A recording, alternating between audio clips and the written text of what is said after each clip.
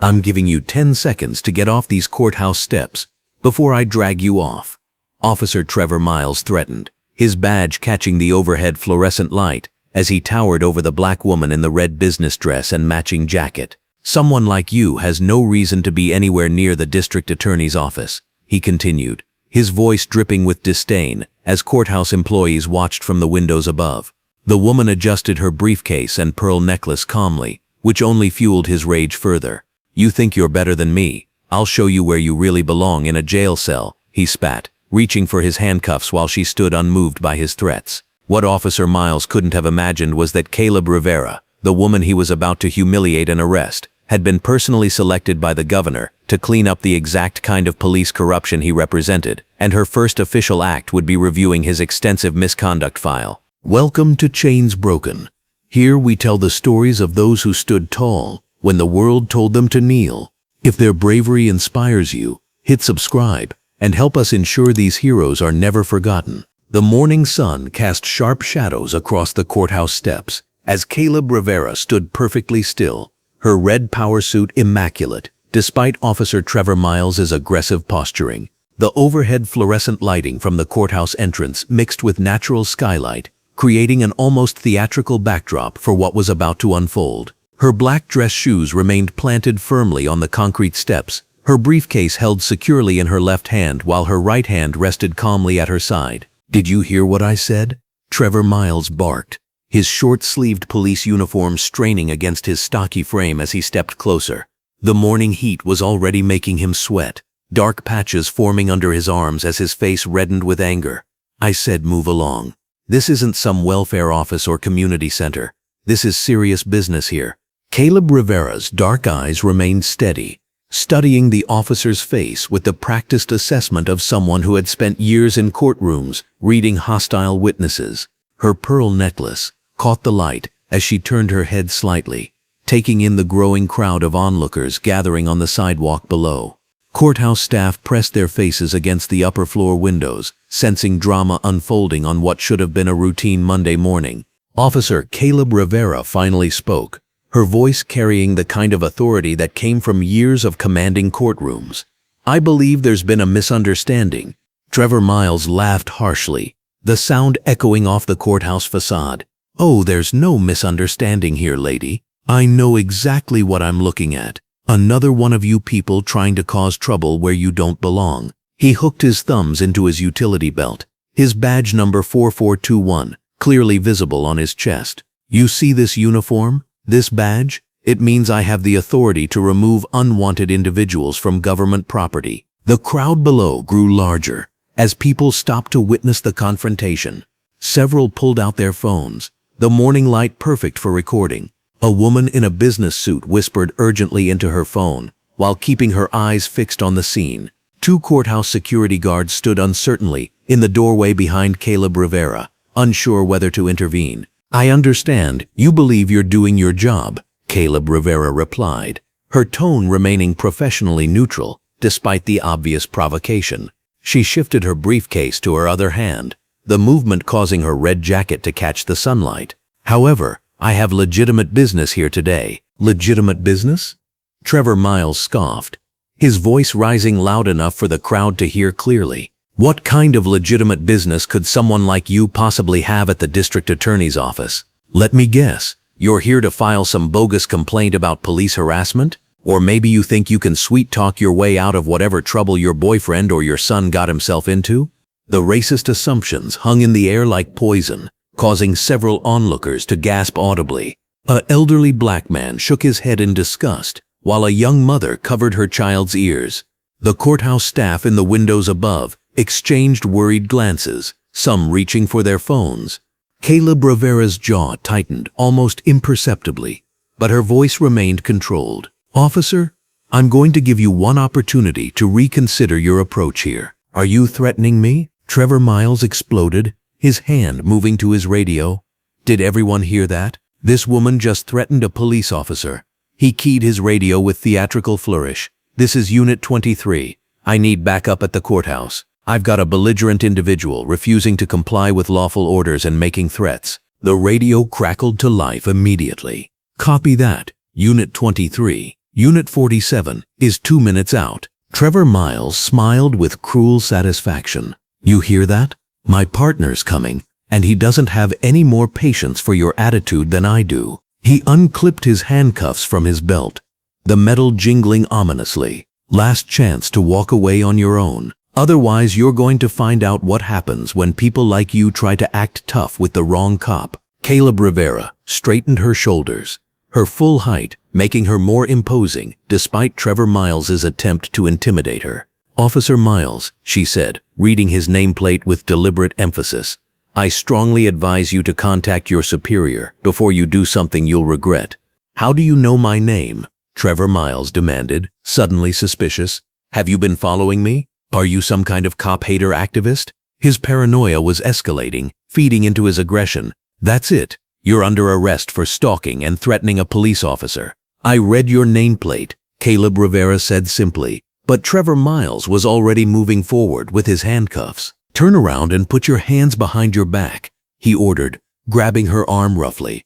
You have the right to remain silent, though I doubt someone like you knows how to keep quiet. The crowd below erupted in angry shouts as Trevor Miles forced Caleb Rivera to turn around. Her briefcase fell to the concrete steps with a sharp crack, papers scattering in the morning breeze. Several people in the crowd began shouting protests, while others continued recording on their phones. This is wrong, called out a woman in scrubs who was clearly on her way to work at the nearby hospital. She wasn't doing anything. Leave her alone, shouted the elderly black man, his voice carrying the authority of someone who had witnessed too many such injustices. But Trevor Miles was beyond hearing reason.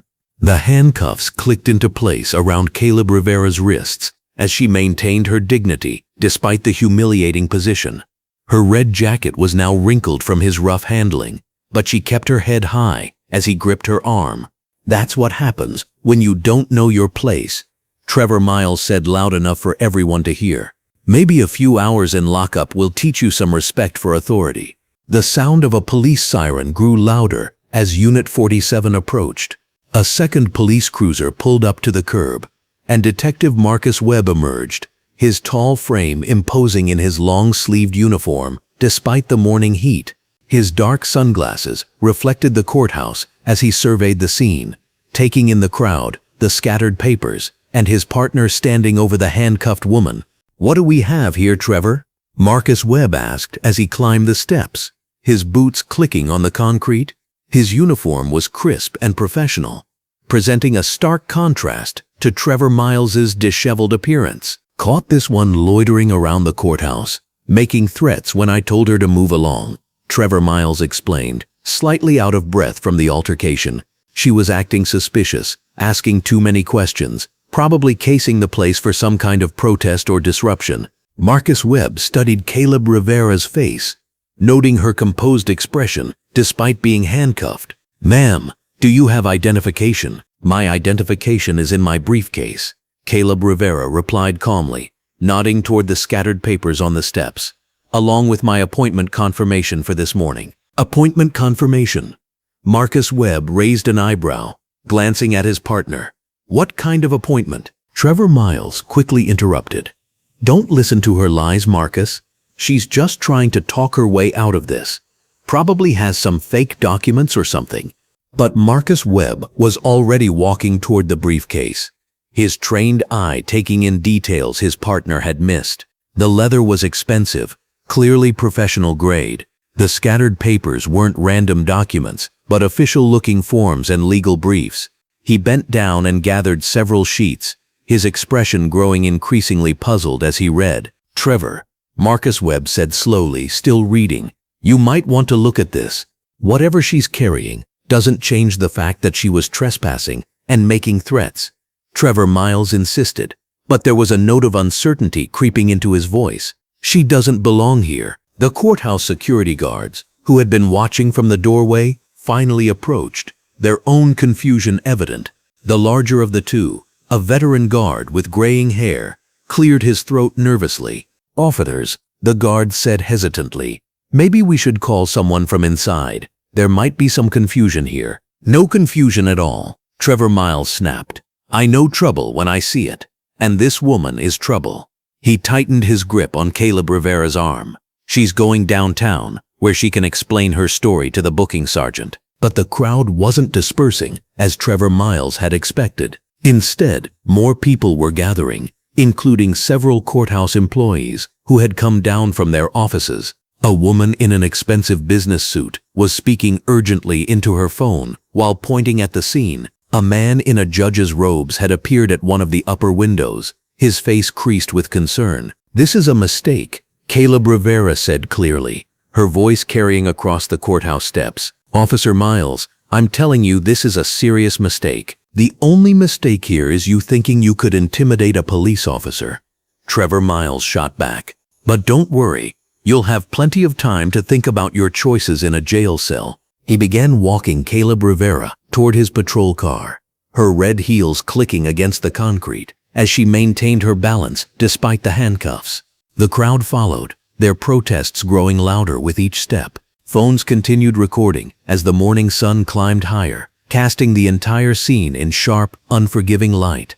As they reached the bottom of the courthouse steps, Caleb Rivera turned her head one last time to look back at the building where she was supposed to begin her first day. Her pearl necklace had shifted during the arrest, and her red jacket was wrinkled, but her eyes held a quiet strength that promised this humiliation would not be forgotten. Trevor Miles opened the back door of his patrol car with one hand while maintaining his grip on her arm with the other. "Welcome to reality," he said with satisfaction as he prepared to push her into the back seat. "This is what happens when people like you try to play games with the system." But as Caleb Rivera was about to be placed in the police car, several courthouse employees were already making frantic phone calls. The woman in the expensive suit was speaking rapidly to someone important, her face grave with concern. The judge who had been watching from the window had disappeared, presumably to make his own urgent communications. The morning that was supposed to mark a new beginning was turning into something far different, setting in motion events that would expose corruption, challenge power, and ultimately transform the very system that had allowed this injustice to occur. As the patrol car door slammed shut, trapping Caleb Rivera inside, none of the officers could have imagined that they had just arrested the one person with the authority and determination to bring their corrupt world crashing down around them. The crowd watched in stunned silence as Trevor Miles and Marcus Webb prepared to drive away, unaware that they were about to face the consequences of the biggest mistake of their careers. The heavy steel door of the patrol car slammed shut with a finality that echoed across the courthouse plaza.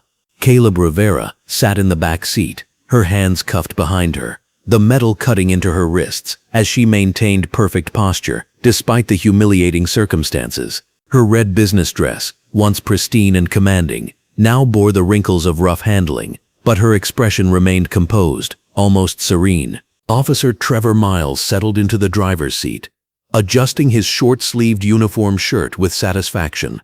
The afternoon sun streamed through the windshield, casting harsh shadows across his face as he started the engine. Detective Marcus Webb, his partner for the past 3 years, slid into the passenger seat, his long-sleeved uniform pristine despite the scuffle. "Well, that was easier than I thought it would be," Trevor said, glancing in the rearview mirror at Caleb Rivera. "These people always think they can waltz into places they don't belong. Probably some activist trying to make a statement." Marcus chuckled, turning slightly to get a better look at their passenger. "Did you see how she was dressed? Like she actually thought she had business in the courthouse? Red dress, pearls, briefcase and all. Probably borrowed the whole outfit." Caleb Rivera's eyes remained fixed straight ahead, but every word was being cataloged, stored away in her sharp legal mind. She had prosecuted enough cases to know that suspects often revealed more than they intended when they believed no one important was listening. "Remember that community meeting last month?" Trevor continued, pulling away from the courthouse and onto Main Street.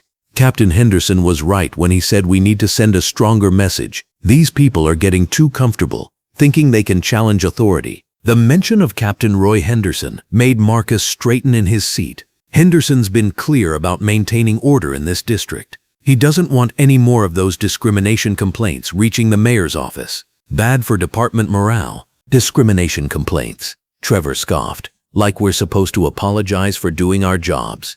If certain communities would just follow the law instead of playing victim, we wouldn't have these problems. Caleb Rivera's jaw tightened almost imperceptibly. Through the window, she watched familiar streets pass by, the same neighborhoods she had pledged to serve with integrity and justice. The irony wasn't lost on her that her first official act as district attorney was being arrested by the very system she was meant to oversee. "You know what I don't understand," Marcus said, lowering his voice conspiratorially, "is why they keep pushing into spaces where they're clearly not welcome. The courthouse, the business district, even that new shopping center. It's like they can't take a hint." Trevor nodded emphatically. "That's what I'm saying. Take last week, remember that situation at Morrison's law firm? That woman claimed she had an appointment, dressed all professional, but Morrison himself called us when she wouldn't leave. Turned out she was just some paralegal from across town trying to network her way into their circle. Henderson made sure that got handled quietly," Marcus replied. "No paperwork, no complaints, just a clear message that certain boundaries exist for a reason." The firm was grateful, and they showed their appreciation at the department fundraiser. Caleb Rivera's mental notes were becoming a detailed record of corruption and systematic harassment. Each casual admission was another piece of evidence, another violation of civil rights that would eventually see its day in court. She thought about the Morrison incident, wondering how many other legitimate professionals had been intimidated and dismissed. The police station came into view, a squat brick building that looked more like a fortress than a place of public service. The fluorescent lights visible through the windows cast an institutional glow that seemed to drain warmth from everything it touched. Trevor pulled into the parking lot, choosing a spot near the rear entrance where fewer people might witness their arrival. "Think she'll cause trouble inside?" Marcus asked, unbuckling his seatbelt. "Nah," Trevor replied confidently. "Once they're in processing, they usually get real quiet real fast. Something about being in our house instead of making speeches on courthouse steps." They exited the vehicle, and Trevor opened Caleb Rivera's door with exaggerated courtesy. "Ma'am, welcome to your new accommodations. Hope you find everything to your satisfaction." Caleb Rivera stepped out gracefully despite the handcuffs, her heels clicking against the asphalt with the same confidence she had displayed on the courthouse steps. She looked up at the police station, noting the American flag hanging limp in the still air, and wondered how many other innocent people had walked through those doors in chains. The rear entrance led directly into the processing area, a sterile room with fluorescent lighting and no windows. The overhead lights hummed constantly, creating an atmosphere of institutional oppression that was clearly designed to intimidate. Sergeant Patricia Mills looked up from her paperwork as they entered, her gray uniform shirt bearing the weight of 20 years on the force. "What do we have here?" Sergeant Mills asked, though her tone suggested she wasn't particularly interested in the answer. "Trespassing, disorderly conduct, and resisting arrest," Trevor announced proudly. "Found her trying to force her way into the courthouse, claiming she belonged there. When we tried to explain the situation, she got belligerent." Caleb Rivera remained silent, knowing that anything she said would be twisted and used against her. She had seen too many cases where suspects' words during processing became weapons in the prosecutor's arsenal. The irony that she was usually on the other side of such situations wasn't lost on her. Sergeant Mills began the standard processing routine, her movements mechanical and indifferent. "Empty your pockets, remove all jewelry, and step over to the fingerprint station." The humiliation was deliberate and systematic. Each step was designed to strip away dignity and reinforce the power dynamic between the arrested and their captors. Caleb Rivera complied with each instruction, maintaining her composure even as her pearl necklace and earrings were cataloged like evidence from a crime scene. Officer Janet Torres, working the fingerprint station, looked up as Caleb Rivera approached. Her short-sleeved uniform was crisp and professional, but her attitude matched the institutional indifference that seemed to permeate the building. "First time?" Officer Torres asked with mock sympathy. "Don't worry, you'll get used to the routine if you keep this up. Though I have to say, most people don't dress up this much for their arrests.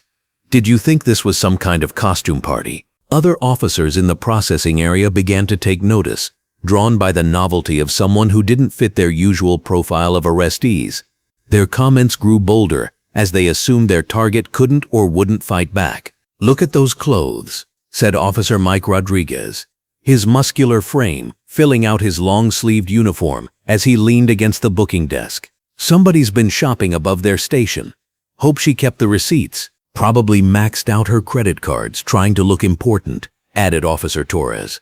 "We see it all the time. They think expensive clothes will get them respect, but respect has to be earned." Caleb Rivera's fingerprints were taken with unnecessary roughness, each digit pressed against the scanner with more force than required. The message was clear. In this building, she was nobody special, regardless of how she dressed or carried herself. The photography session was equally degrading. The camera flashed repeatedly as officers called out instructions designed more to humiliate than to document. Front view, side view. Hold the placard higher. Look straight ahead. Don't smile. Each command was delivered with the kind of authority that brooked no argument. "Booking's almost complete," Sergeant Mills announced. "Just need to get you settled in your temporary accommodations." As they prepared to move her to a holding cell, Caleb Rivera finally spoke. "I'd like to make my phone call now." The request seemed to startle the officers, as if they had forgotten she could speak. Trevor Miles, who had been lounging against the wall enjoying the show, straightened up immediately. "Phone call," he said, his voice taking on a defensive edge. "Well, I don't know about that.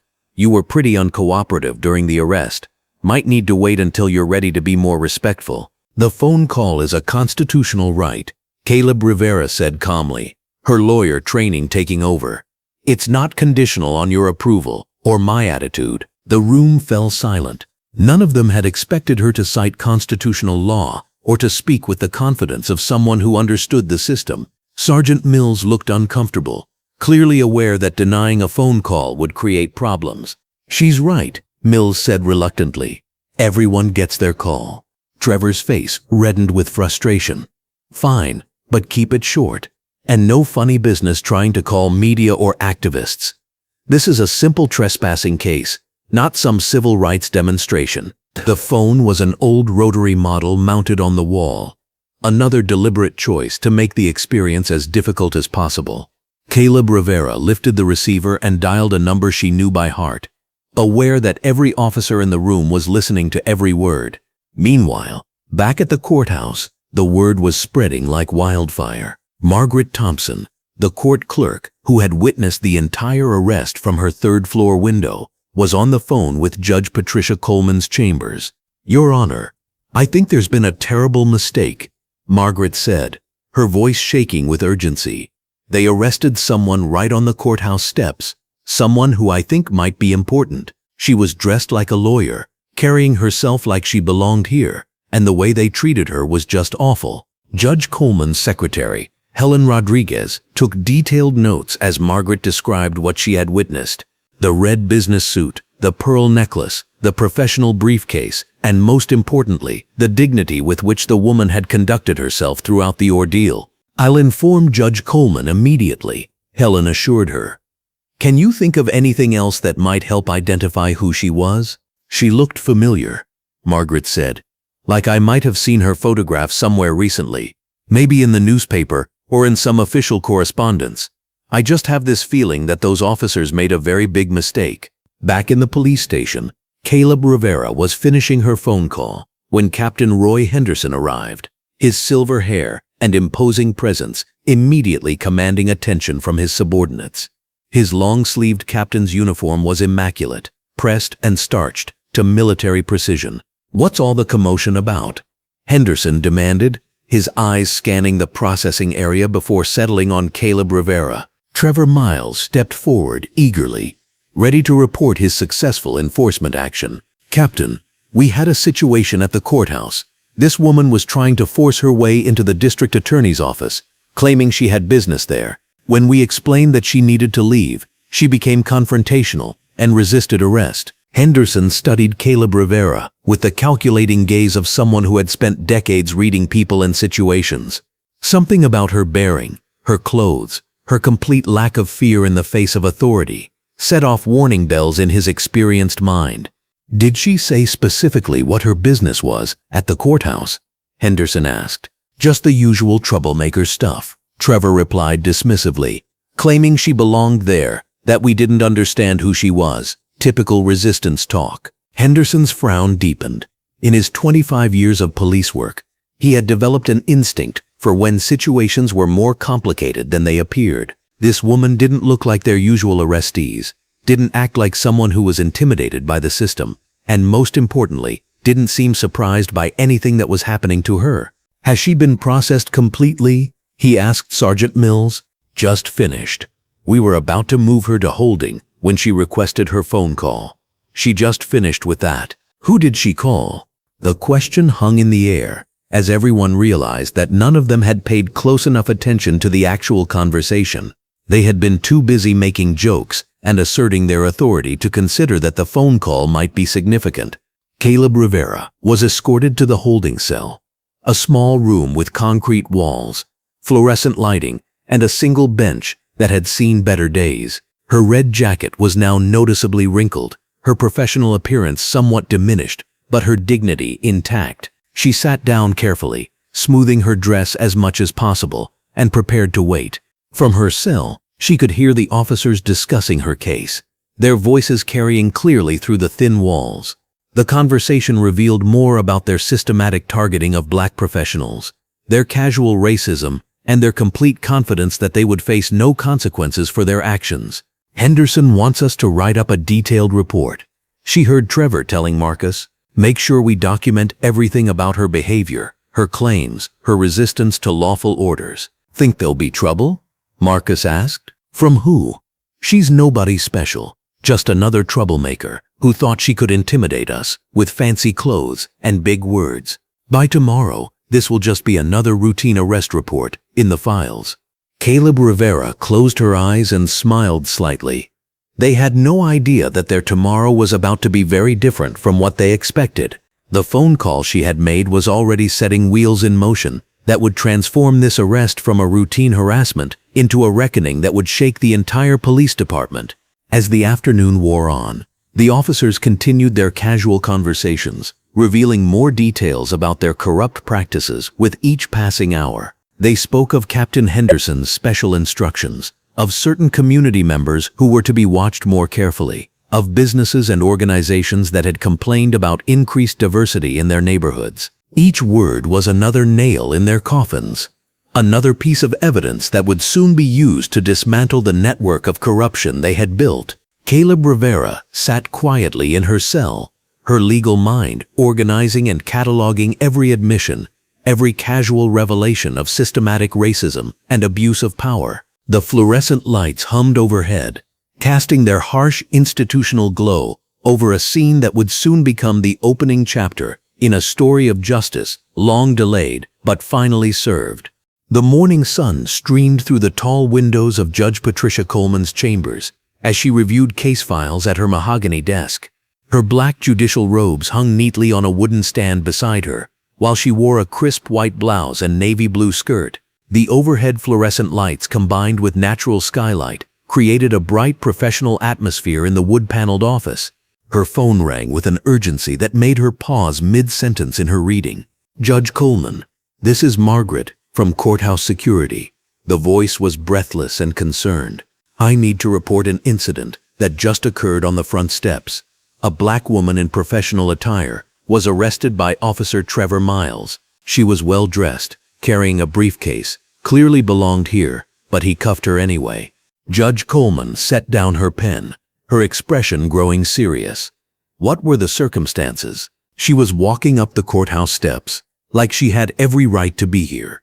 Miles confronted her, told her she didn't belong, made some awful comments. Judge, I've seen a lot in my 20 years here, but this felt different, wrong. She carried herself like someone important. A second call came through on her other line. Judge Coleman's assistant knocked and entered simultaneously, holding up 2 fingers to indicate multiple urgent calls. I need to take this, Margaret. Document everything you witnessed and send me a full report within the hour. She switched lines to find Director of Court Administration Robert Chen on the other end. Judge Coleman, we have a situation. A woman matching the description of our new district attorney was just arrested outside our building. Governor Douglas's office is asking questions. Judge Coleman felt her stomach drop. She'd been briefed about Caleb Rivera's appointment just days ago, though they hadn't yet met in person. Get me everything you can about this arrest immediately. And Robert, call my clerk, clear my morning schedule. 3 blocks away in the governor's mansion, Harold Douglas was ending his own urgent phone call. The silver-haired politician stood behind his ornate desk in the state office. His navy blue suit jacket hung over his chair as he wore a white dress shirt and red tie. The morning light flooded through large windows, illuminating the tension on his face. "This is unacceptable," he said into the phone. "I personally appointed Caleb Rivera as district attorney. If what you're telling me is true, we have a serious problem." His chief of staff, Jennifer Martinez, entered wearing a gray pantsuit and white blouse, carrying a tablet with breaking information. "Governor, I've confirmed it. District Attorney Rivera was arrested approximately 30 minutes ago outside the courthouse. Initial reports suggest racial profiling by the arresting officer." Governor Douglas loosened his tie, the implications hitting him immediately. "Get me everything about this Officer Miles. Background, complaints, the works. And Jennifer, call Judge Coleman directly. She needs to know what's happening." At the police station downtown, the fluorescent lights buzzed overhead in the stark institutional building. The walls were painted an unremarkable beige, and the smell of stale coffee permeated the air. Officer Trevor Miles sat at his metal desk, still wearing his short-sleeved police uniform, filling out paperwork from the arrest with casual indifference. Detective Marcus Webb approached, adjusting his long-sleeved uniform shirt. "Processing is almost done on your courthouse arrest. Seems routine enough. Just another troublemaker who didn't know her place," Miles replied, not looking up from his forms. "She kept acting like she belonged there, but you know how they get uppity around important buildings." The front desk sergeant looked up from his computer screen, squinting at something on his monitor. "Miles, you might want to see this. I'm getting some unusual calls about your arrest." Before Miles could respond, the station's glass doors burst open with such force they rattled against the walls. Attorney Sarah Washington strode in wearing a sharp black business suit with a white silk blouse, her heels clicking authoritatively against the polished floor. Her briefcase swung at her side, and her expression carried the focused intensity of someone accustomed to command. The desk sergeant straightened immediately. "Can I help you, ma'am? I'm Attorney Sarah Washington, Deputy District Attorney for this jurisdiction. I'm here regarding the unlawful arrest of a black woman outside the courthouse approximately 1 hour ago." Miles looked up from his paperwork, annoyance flickering across his face. "Lady, that arrest was completely justified. The suspect was acting suspiciously around a government building." Sarah's eyes narrowed as she approached his desk. "Officer Miles, I presume? The suspect has a name, and I'm not lady to you. I'm Deputy District Attorney Washington." Detective Webb stepped closer, trying to assert authority. "Look, Deputy, we appreciate your concern, but this was a clean arrest. The woman was clearly out of place. Out of place."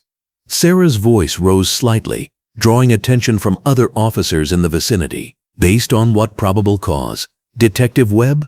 Miles pushed back from his desk, standing to his full height. "Based on the fact that she didn't belong at that courthouse. She was acting suspicious, probably casing the building for some scheme." Sarah opened her briefcase and pulled out official documentation. "Officer Miles, I need you to listen very carefully to what I'm about to tell you. The woman you arrested, the woman you deemed out of place at the courthouse, the woman you handcuffed and humiliated on the steps of justice itself, is District Attorney Caleb Rivera." The color drained from Miles's face as if someone had opened a valve. Detective Webb's mouth fell open, his usual confident demeanor cracking like brittle glass. "That's impossible," Webb stammered. "The district attorney is what, detective? What exactly did you think the district attorney should look like?" The question hung in the air like smoke. Other officers had stopped their conversations, sensing the seismic shift occurring in their midst. Miles's voice came out as barely a whisper. "There must be some mistake." Sarah placed the official appointment documents on his desk with deliberate precision. "Governor Harold Douglas appointed Caleb Rivera as district attorney 3 days ago. She was arriving for her first day of work when you decided she didn't belong. These are her credentials, her appointment letter, and her building access authorization." Captain Roy Henderson's heavy footsteps echoed across the floor as he approached from his office, having been summoned by the desk sergeant. The middle-aged captain wore his long-sleeved uniform with multiple commendations, his gray hair neatly trimmed, his expression already calculating damage control. "What seems to be the problem here?" Henderson asked, though his tone suggested he already suspected the magnitude of the situation. Sarah turned to face him directly. "Captain Henderson, your officers just arrested the newly appointed district attorney on false charges. They handcuffed her, humiliated her publicly, and transported her here based solely on racial profiling." Henderson's jaw tightened as he processed the information. 25 years of navigating departmental politics had taught him to recognize career-ending scenarios, and this had all the hallmarks of catastrophe. "Deputy Washington, I'm sure we can resolve this misunderstanding quickly and professionally." "Misunderstanding?" Sarah's voice carried the sharp edge of prosecutorial authority. "Captain, this is not a misunderstanding. This is a civil rights violation of the highest order. Your officers arrested the chief law enforcement official for this jurisdiction because they decided she looked suspicious." The station had grown quiet, with officers pretending to work while straining to overhear every word. The fluorescent lights hummed overhead, casting harsh shadows that seemed to emphasize the gravity of the moment. Miles sank into his chair, the reality of his actions finally penetrating his consciousness. "We didn't know. Nobody told us about a new DA. Officer Miles," Sarah replied coldly. "Ignorance of who holds the highest prosecutorial office in your jurisdiction is not a defense. It's an indictment of your professionalism." The front doors opened again, and Judge Patricia Coleman entered, wearing a black judicial robe over her white blouse and navy skirt. Her presence commanded immediate respect, and even Captain Henderson straightened his posture. "Deputy Washington," Judge Coleman said, nodding professionally. "Where is District Attorney Rivera?" Captain Henderson stepped forward, his voice carefully modulated. "Your Honor, there seems to have been a miscommunication. We're prepared to release the individual in question immediately." Judge Coleman's expression could have frozen water. "Captain, the 19 individual in question is the district attorney of this jurisdiction, arrested by your officers while reporting to work. I'm here to ensure her immediate and unconditional release." Detective Webb, who had been silent during the exchanges, finally found his voice. "Judge Coleman, we were just doing our job." She seemed out of place. Detective Webb, District Attorney Rivera, seemed out of place at the courthouse where she works. "Please explain that logic to me." The detective's mouth opened and closed without sound, like a fish gasping for air. Captain Henderson realized he needed to take control before the situation deteriorated further. "Your Honor, I'll personally escort you to District Attorney Rivera. This situation will be resolved immediately." They moved through the station toward the holding cells, passing officers who watched with barely concealed anxiety. The click of Judge Coleman's heels and the rustle of her robes created an ominous soundtrack to their procession. At the holding area, a uniformed officer quickly unlocked the cell door. Inside, Caleb Rivera sat with perfect posture on the metal bench, her red dress and matching jacket slightly wrinkled, but her dignity completely intact. She looked up as they approached, her expression calm and measuring. "District Attorney Rivera," Judge Coleman said formally, "I'm Judge Patricia Coleman. I apologize for this unconscionable treatment." Caleb stood gracefully, smoothing her jacket as she stepped out of the cell. Her movements were deliberate and controlled, projecting quiet strength despite the circumstances. "Thank you, Judge Coleman. I appreciate your intervention." Captain Henderson stepped forward, his tone carefully apologetic. "District Attorney Rivera, I want to personally apologize for this misunderstanding. My officers made an error in judgment." Caleb's gaze moved slowly from Henderson to Miles to Webb, taking measure of each man. When she finally spoke, her voice carried the unmistakable authority of her position. "Captain Henderson, this was not an error in judgment. This was a systematic failure that reveals serious problems within your department." Miles shifted uncomfortably, avoiding direct eye contact. Officer Miles, Caleb continued, her voice steady and clear. When you arrested me, you made certain assumptions about who belonged at that courthouse. Those assumptions were based on my race, not my actions or any reasonable suspicion of criminal activity. The silence that followed was deafening. Every person present understood they were witnessing a pivotal moment. Detective Webb, during our transport, I listened to you and Officer Miles discuss your methods, your attitudes toward community members, and your apparent comfort with racial profiling. Webb's face flushed red, realizing that his casual racism had been cataloged by the most powerful prosecutor in the jurisdiction. Judge Coleman spoke into the tension.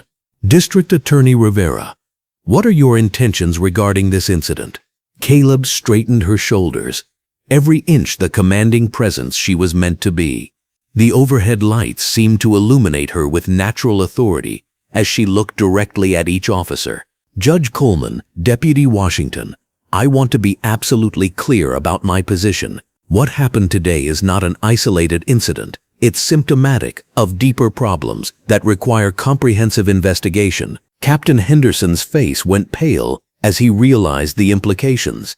Officer Miles, Detective Webb, you arrested the district attorney based on racial profiling, but more importantly, your casual discussion of similar practices suggests this is routine behavior that ends now.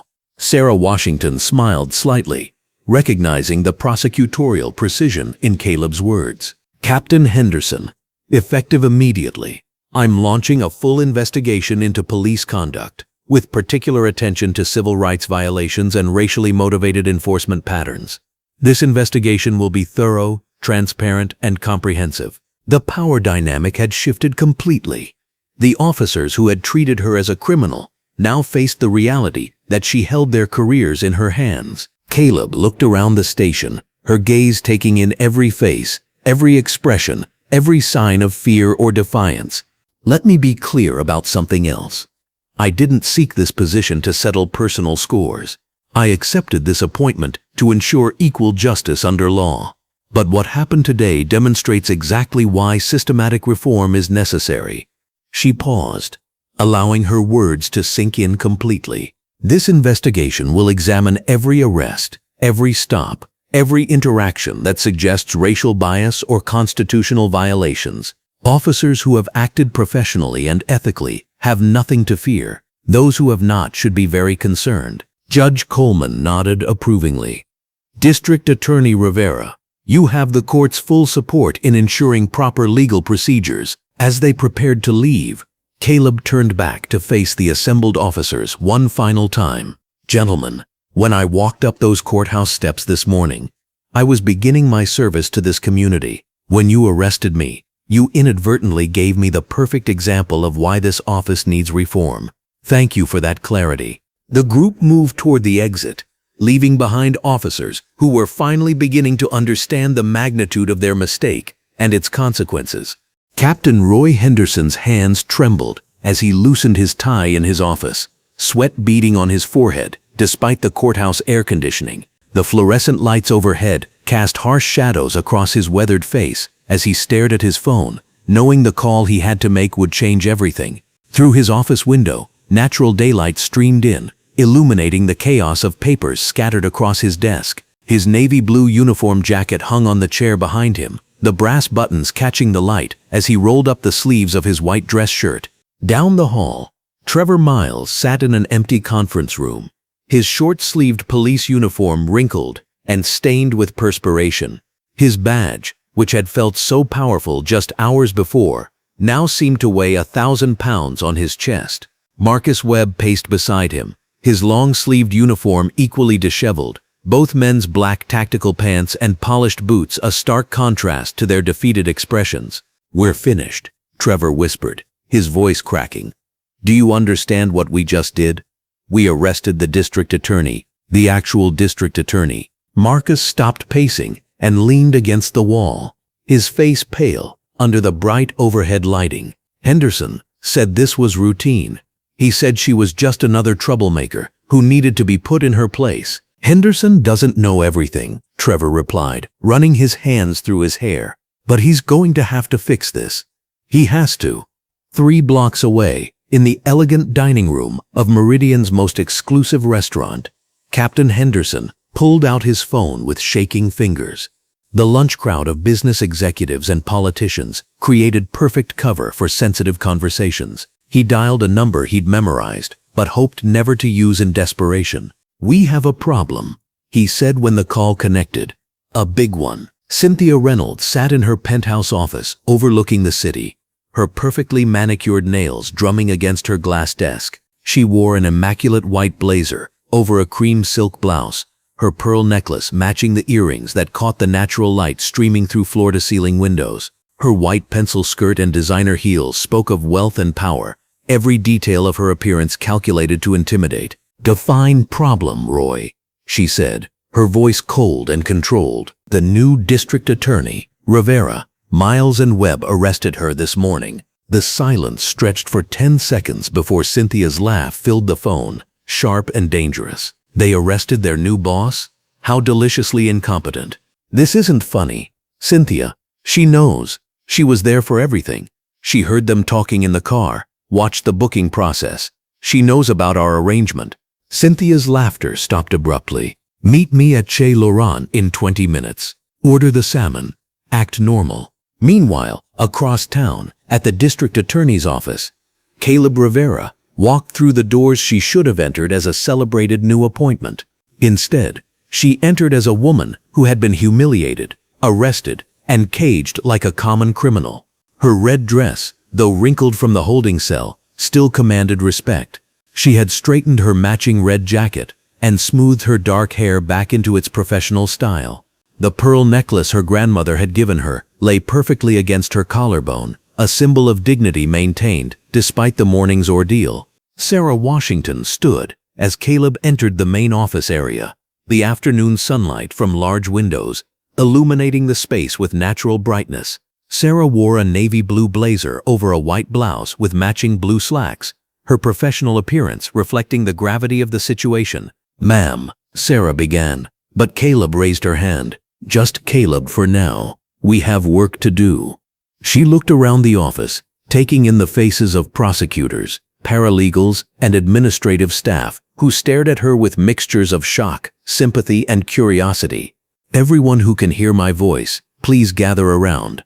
The staff assembled in the central area, fluorescent lighting overhead, ensuring everyone could see clearly. Caleb stood before them, her red outfit making her impossible to ignore, her presence commanding despite the circumstances. "By now you all know what happened this morning. I was arrested on the courthouse steps by officers who decided I didn't belong here. They were wrong about that, but they may have been right about something else." She paused, letting her words sink in. "They may have been right that things are about to change dramatically around here." A young paralegal in a green blouse and black skirt raised her hand tentatively. "What kind of changes?" "The kind that ensure what happened to me this morning never happens to anyone else," Caleb replied firmly. "Sarah, I need you to pull every case file involving Officers Trevor Miles and Marcus Webb for the past 5 years. Every arrest, every report, every complaint." "That could be hundreds of cases," Sarah replied. "Then we better get started." At Chez Laurent, Captain Henderson arrived to find Cynthia Reynolds already seated at a corner table, her white outfit pristine under the restaurant's carefully designed lighting. Natural light from tall windows mixed with elegant chandeliers, creating the perfect ambiance for clandestine conversations. Henderson wore his dress uniform, hoping to project authority he no longer felt. "You look terrible, Roy," Cynthia observed as he sat across from her. His navy uniform jacket, unable to hide his nervous perspiration. "We've been careful for 3 years, Henderson said, keeping his voice low. 3 years of targeted enforcement, selective prosecutions, strategic arrests, all the community troublemakers dealt with, all the businesses that wouldn't cooperate properly motivated. And now this." Cynthia sipped her wine, her red lipstick leaving a perfect mark on the crystal glass. "Tell me exactly what your idiots did." Henderson recounted the morning's events while Cynthia listened with growing irritation. Her white manicured nails tapped against the table as he described Trevor's racist comments, the public nature of the arrest, the witnesses with cameras. Social media, she asked. Probably already spreading. Witnesses? Dozens.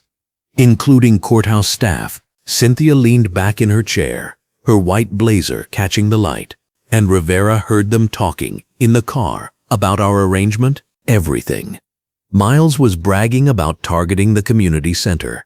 Webb mentioned the business district pressure tactics. They thought she was just another activist. Activate our contacts in the mayor's office, Cynthia said finally. Get someone to start questioning Rivera's qualifications, her temperament, her fitness for office. Plant stories about radical agendas and anti-police bias. That might not be enough. Cynthia's smile was ice cold. Then we'll have to be more creative. Back at the district attorney's office, the afternoon sun continued streaming through windows as Sarah Washington wheeled in cart after cart of case files. The fluorescent lighting overhead ensured perfect visibility as the staff began the monumental task of reviewing years of police reports. "My God," whispered Detective James Parker, a liaison officer in a crisp white dress shirt and dark blue tie, his police jacket draped over his chair. "Look at this pattern." Caleb moved to stand behind him, her red jacket bright against the neutral office colors. On the desk lay dozens of arrest reports, all following similar patterns. Young black men arrested for suspicious behavior near community centers. Black business owners cited for permits that were clearly in order. Black families evicted after sudden noise complaints that resulted in criminal charges. Every arrest leads to legal fees, court costs, missed work, Sarah observed, her navy blazer reflecting the overhead light as she leaned over the files. Even when charges were dropped, the damage was done. Economic warfare, Caleb said quietly. Systematic harassment designed to drive people out of certain neighborhoods, to make specific businesses fail, to silence community leaders. A knock at the door interrupted their work.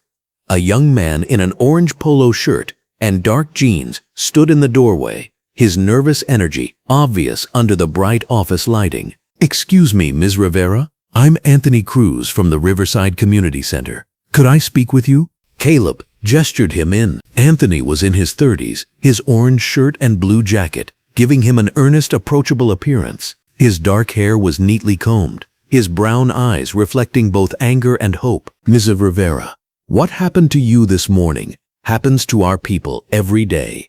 Maybe not district attorneys, but people who matter just as much. People with families, dreams, businesses they've built with their own hands. Tell me," Caleb said simply. Anthony pulled out his phone, scrolling through photos and videos. Mrs. Johnson, arrested for loitering outside her own grocery store. Marcus Thompson, charged with disturbing the peace for organizing a neighborhood watch. Dr. Williams, pulled over 17 times in 6 months for routine traffic stops. Each photo showed black community members in various states of distress, being arrested, harassed, or intimidated. The documentation was extensive and heartbreaking. "We've been documenting everything," Anthony continued, "but until today, we had nowhere to take it. Every complaint disappeared into the system. Every report got buried." Sarah looked up from a file she'd been reading. "Not anymore." As the afternoon wore on, more community members began arriving. The office filled with voices, sharing stories of harassment, intimidation, and selective enforcement. An elderly man in a blue jacket recounted being arrested at a bus stop. A young woman in a green top and dark jeans described watching her brother get beaten during a routine arrest. The natural light from the windows began to fade, but the fluorescent lighting kept the office bright as more pieces of the puzzle came together. The scope of the corruption was staggering in its breadth and systematic in its execution. "It's not just individual racism," Caleb told Sarah as they reviewed the growing pile of evidence. "This is organized, coordinated. Someone's been directing this targeting." As evening approached, Megan Davis from Channel 7 News arrived, her press credentials hanging from a lanyard over her professional black blazer and white blouse. Her dark slacks and modest heels suggested someone who took her work seriously. "Ms. Rivera, I've been covering police misconduct for 5 years.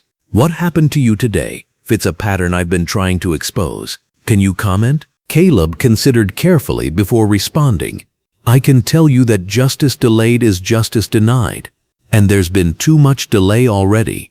Are you planning to investigate the officers who arrested you?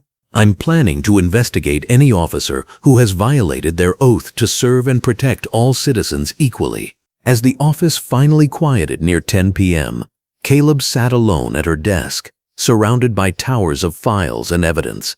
The overhead fluorescent lights cast long shadows across the documents that told a story of systematic oppression orchestrated from the highest levels of law enforcement. Her red jacket hung on her chair as she worked in her matching red dress, her pearl necklace catching the light as she leaned over report after report. Each file represented a life disrupted, a family traumatized, a community member targeted for the color of their skin. Sarah approached with one final stack of documents. These are the financial records Detective Parker managed to access. Look at this. The bank records showed regular payments from a shell company linked to Cynthia Reynolds' business empire directly into accounts controlled by Captain Henderson. The amounts were substantial, and the timing corresponded exactly with spikes in arrests in specific neighborhoods. They were paying for harassment, Caleb said, her voice filled with cold fury. Paying police officers to target our community like some kind of private army. What do we do now? Sarah asked. Caleb looked around her office, taking in the evidence of corruption that surrounded them like a paper fortress of injustice. But within that fortress, she also saw something else. The tools of justice, the power of law properly applied, and the beginning of accountability that had been denied for too long. Now we build cases, she said firmly. Real cases, ironclad cases. Cases that will hold up in court and deliver the justice this community deserves. The fluorescent lights hummed overhead as Caleb Rivera, district attorney, officially began her war against corruption.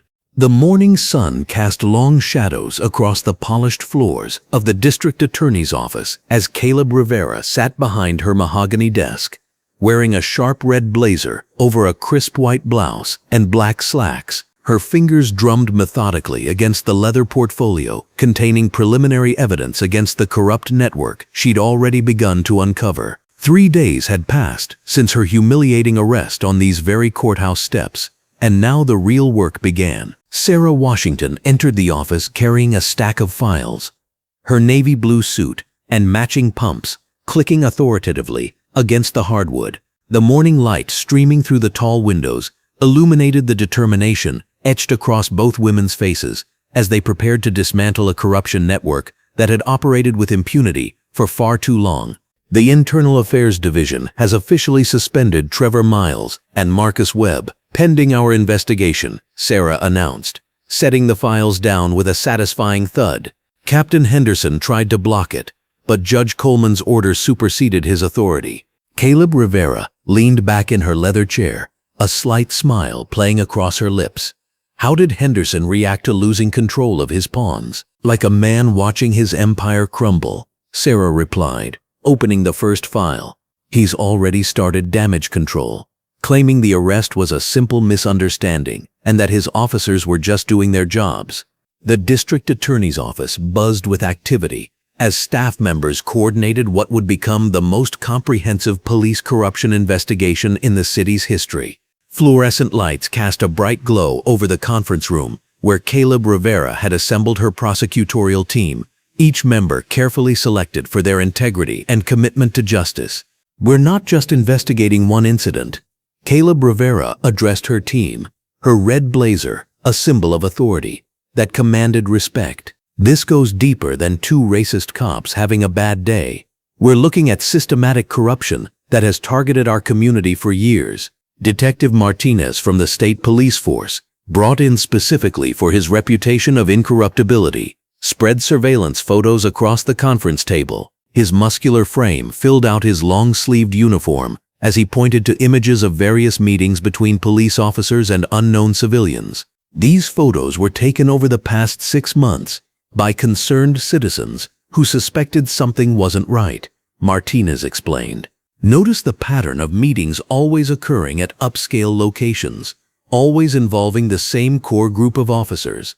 Meanwhile, across town at an exclusive country club, Cynthia Reynolds paced frantically across the marble floors of a private dining room. Her designer white suit with gold trim and matching pearls represented the wealth and privilege she'd used to corrupt an entire police network. Her blonde hair was perfectly styled, despite the obvious stress lines creasing her forehead. Captain Roy Henderson sat uncomfortably at the polished table, his dress uniform looking out of place among the crystal chandeliers and fine art adorning the walls. His weathered hands shook slightly as he reached for his coffee cup, the weight of impending exposure crushing down on his broad shoulders. "This was never supposed to happen," Cynthia hissed, her manicured nails clicking against the table. "Your idiots arrested the district attorney herself. Do you understand what that means for all of us?" Henderson's face reddened beneath his graying hair. "How was I supposed to know they'd appoint some black woman to the position? Miles and Webb were just following standard operating procedures." "Standard procedures." Cynthia's voice rose to a dangerous pitch. "Your standard procedures just handed our enemies the perfect weapon to destroy everything we've built." Back at the courthouse, community leader Anthony Cruz had transformed the basement meeting room of the community center into an informal headquarters for gathering testimony from corruption victims. The overhead fluorescent lights illuminated faces marked by years of injustice as community members shared their experiences with police harassment and intimidation.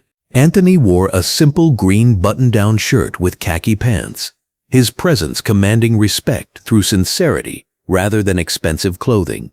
His notebook filled page after page with documented incidents of systematic targeting, each story adding another layer to the case Caleb Rivera was building.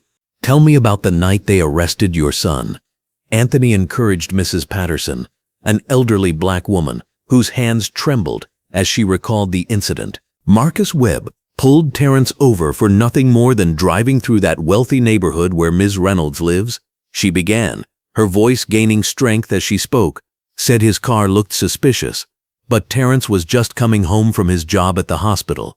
They searched everything, roughed him up, then let him go with a warning to stay out of places where he doesn't belong." Similar stories emerged throughout the day as Anthony documented a clear pattern of harassment targeting young black professionals, small business owners, and community leaders who had dared to challenge the status quo. Each testimony would become crucial evidence in the expanding investigation. Reporter Megan Davis sat in her cluttered newsroom office, surrounded by stacks of documents and photographs that painted a disturbing picture of institutional corruption. Her laptop screen glowed with the preliminary article that would expose the first layer of the scandal to public scrutiny. She wore a professional burgundy blazer over a black turtleneck, her press credentials hanging from a lanyard around her neck.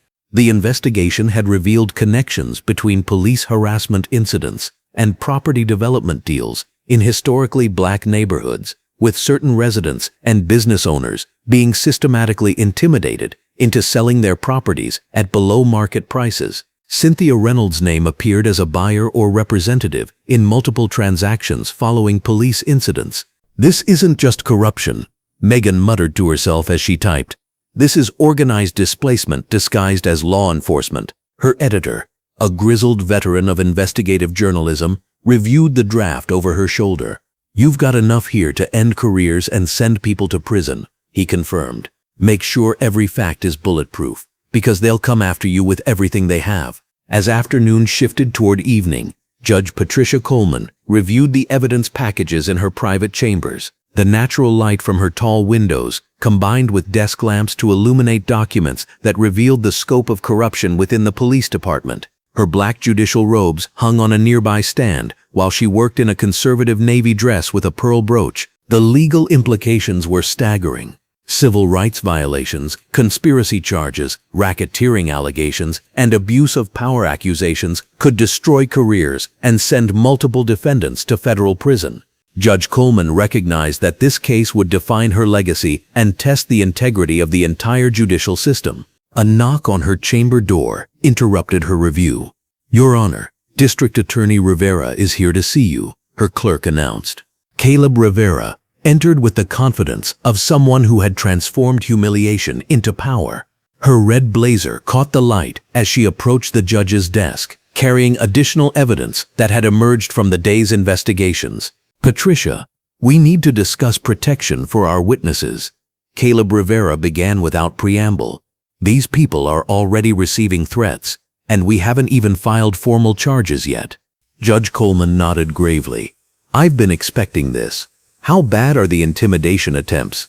"Bad enough that Anthony Cruz had his car vandalized last night, and Mrs. Patterson received anonymous phone calls warning her to keep quiet about her son's arrest," Caleb Rivera replied. "They're scared, but they're also angry enough to testify despite the risks." The conversation was interrupted by Sarah Washington's urgent arrival. Her usual composure was shaken as she carried her damaged briefcase, the leather torn and papers scattered from an obvious attack. "Someone broke into my car in the courthouse parking garage," she announced breathlessly. "They took copies of witness statements and left this behind." She handed over a handwritten note with a simple but chilling message: "Drop the investigation or face the consequences." Judge Coleman's face hardened as she read the threat.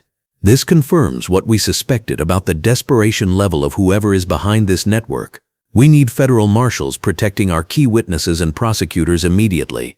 As night fell, the investigation team regrouped in Caleb Rivera's office to assess the day's developments. The overhead lights cast a determined glow over the assembled evidence that now filled 3 large tables. Maps, photographs, financial records, and witness statements created a comprehensive picture of corruption that extended far beyond 2 racist officers making a mistake. "We have enough evidence to prove systematic harassment of the black community," Sarah Washington reported, her damaged briefcase repaired with tape, but her resolve stronger than ever. "The pattern is unmistakable, and the witnesses are credible."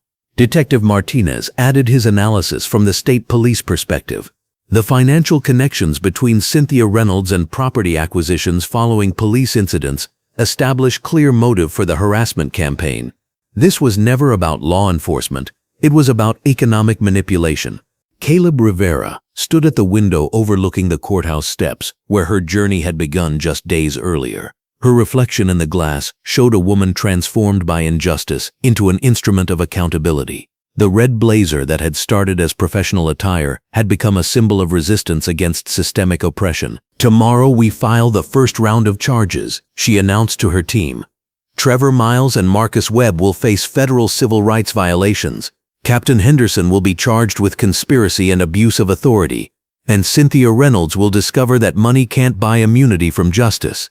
The investigation was just beginning, but the foundation for justice had been laid through methodical evidence gathering, community courage, and unshakable determination to expose the truth. As the team prepared for the battles ahead, they understood that they were not just prosecuting individual crimes, but challenging an entire system of corruption that had operated in darkness for far too long. The courthouse steps that had witnessed Caleb Rivera's humiliation would soon become the stage for accountability and reform.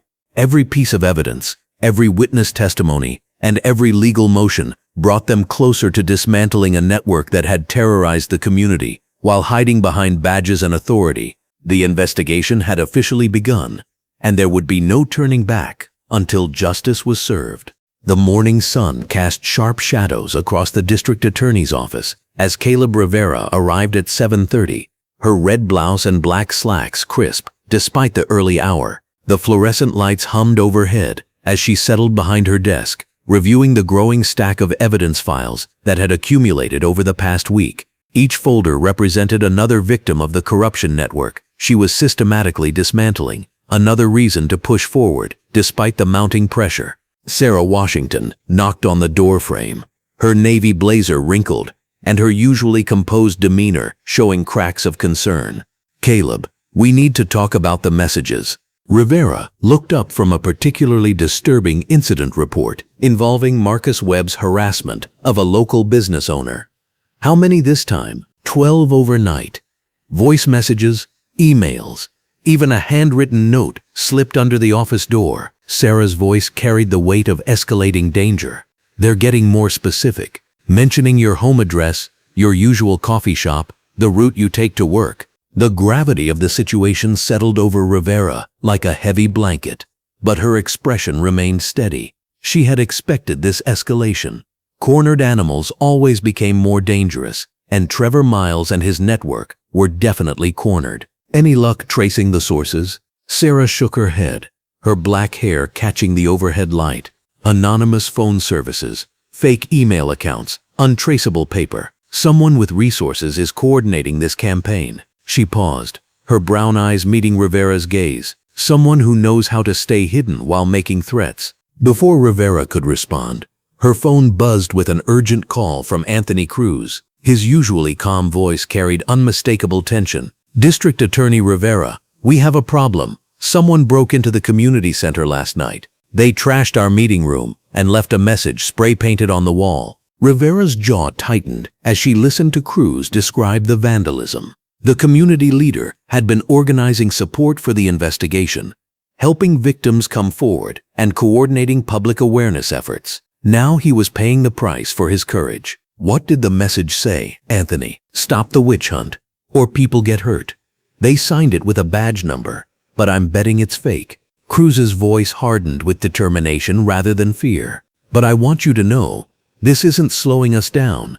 If anything, it's making our community more determined to see justice served. After ending the call, Rivera stood and moved to her office window, looking down at the courthouse steps where her ordeal had begun just 2 weeks ago.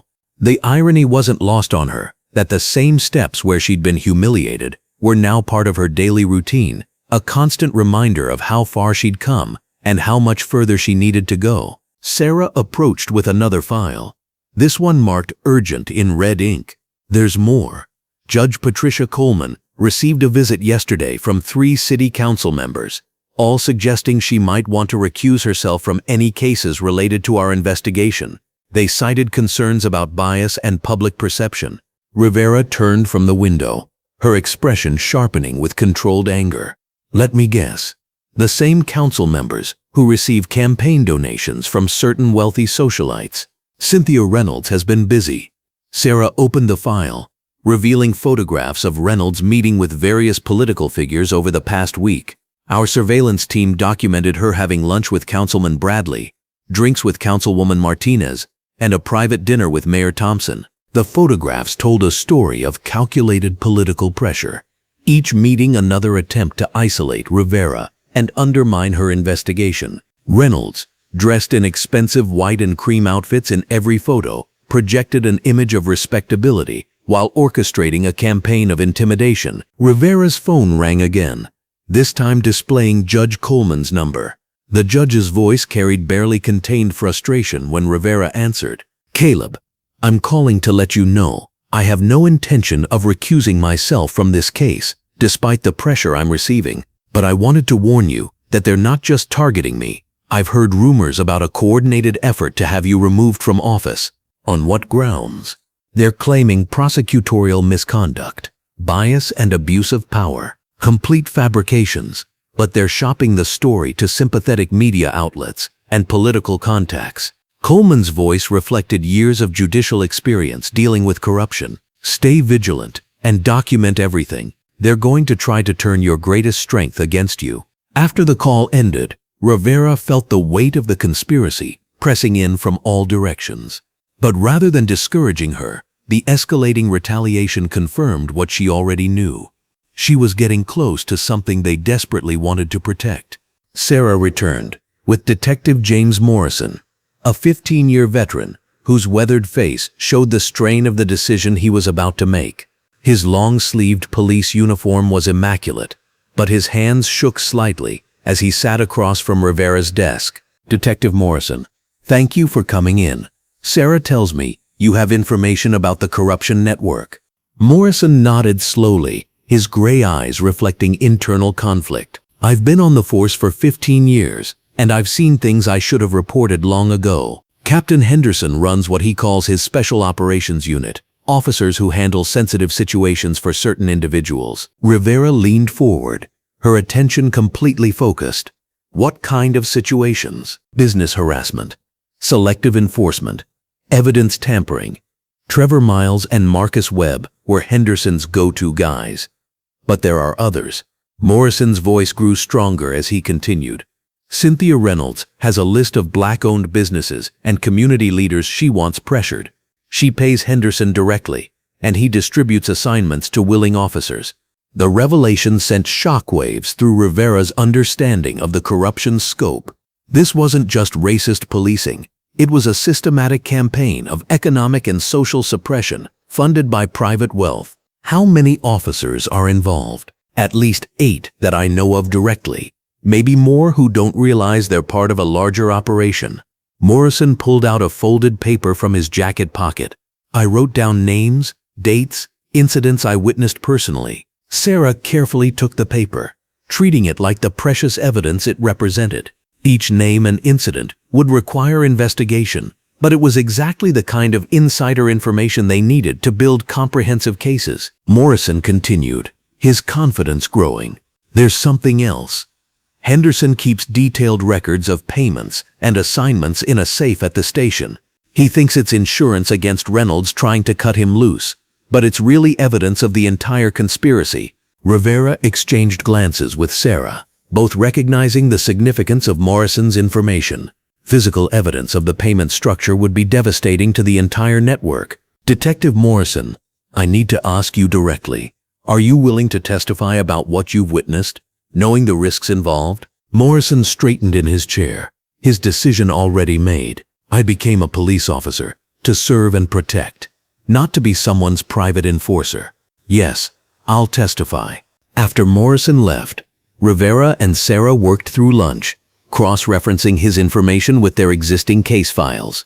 The pattern that emerged was chilling in its systematic nature.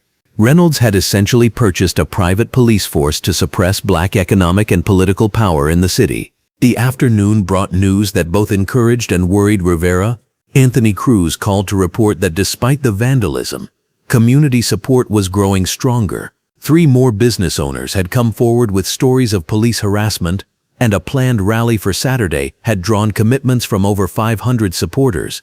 But the escalating support came with escalating danger. Sarah's car had been vandalized in the courthouse parking garage while they worked. Its tires slashed and windshield cracked in a spiderweb pattern. Security cameras had mysteriously malfunctioned during the exact time window of the vandalism. Rivera walked with Sarah to examine the damage, her red blouse bright against the garage's concrete walls. The deliberate nature of the vandalism sent a clear message. Nowhere was safe, and anyone supporting the investigation would pay a price. They're trying to isolate you, Sarah observed, running her finger along a deep scratch in her car's paint. Scare away your allies, undermine your support system, make you feel alone and vulnerable. Rivera nodded, understanding the psychological warfare being waged against her. But they're making a mistake. Every threat, every act of retaliation just proves how necessary this investigation is. That evening, Rivera worked late in her office, the building nearly empty except for security personnel. The fluorescent lights cast harsh shadows as she reviewed Morrison's list, building prosecution strategies for each named officer. The work was methodical and demanding, but she found focus in the details. Her concentration was broken by reporter Megan Davis, calling with disturbing news. Davis had been following the story since the beginning, her coverage keeping public attention focused on the investigation. District Attorney Rivera, I'm calling because I think you should know that someone approached my editor today with a folder full of fabricated documents, supposedly proving you've been taking bribes. Rivera's hand tightened on the phone. Obviously false documents, completely fabricated, but professionally done. Bank records, meeting schedules, phone logs, all designed to look authentic until you examine them closely. Davis's voice reflected professional outrage at the attempted manipulation. My editor sent them straight to me, and I'm treating this as part of the larger story about corruption and retaliation. The sophistication of the false evidence revealed the resources being deployed against Rivera's investigation. This wasn't desperate improvisation. It was calculated character assassination, planned and funded by people with significant means. Megan, I appreciate you keeping me informed. Are you taking security precautions yourself? Absolutely. I've had my own share of threatening messages and suspicious incidents, but I'm not backing down from this story. Davis's determination matched Rivera's own. The public has a right to know about this corruption, and I'm going to make sure they get the full truth. As the evening wore on, Rivera reflected on the day's events. The threats and retaliation were intensifying, but so was the evidence against the corruption network. Morrison's revelations about Henderson's records could be the breakthrough they needed to dismantle the entire operation. Judge Coleman called just before Rivera prepared to leave the office, her voice carrying both concern and resolve. "Caleb, I wanted you to know that despite the political pressure, I'm moving forward with scheduling hearings for the corruption cases. We're going to follow the law and the evidence, regardless of who's uncomfortable with that process." "Thank you, Patricia. Your integrity means everything to this investigation." "There's something else. I've been approached by 2 other judges who've noticed similar pressure campaigns in their own cases involving police misconduct. This pattern of intimidation might be even broader than we realized." The revelation suggested that Reynolds and her network had been operating for years, using political and economic pressure to suppress accountability across the entire justice system. Rivera was challenging not just individual corruption, but an entrenched system of privilege and impunity. After ending the call, Rivera gathered her files and prepared to leave the building.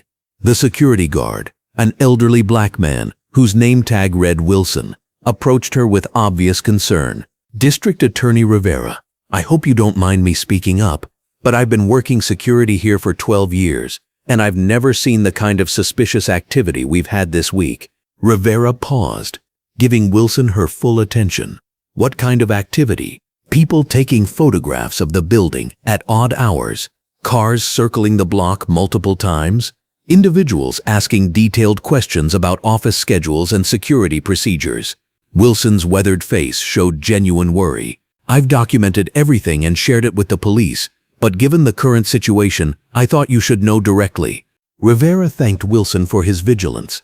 Another reminder that community support came from unexpected places. The security guard's careful attention to detail provided crucial information about the surveillance being conducted against her. Walking to her car, Rivera noticed the increased security presence that had been arranged following the escalating threats. 2 plainclothes officers maintained discreet positions in the parking area, their professional alertness a necessary but sobering reminder of the danger she faced. The drive home took her through neighborhoods where she could see signs of the community organization Anthony Cruz had been building.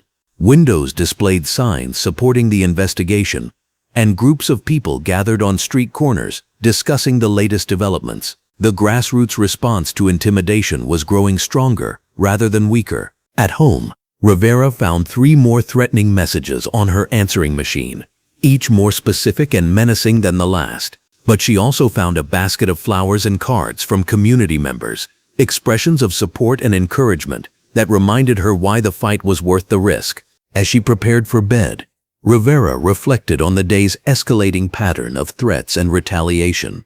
Tomorrow would bring new challenges, more pressure, and probably more attempts to derail her investigation.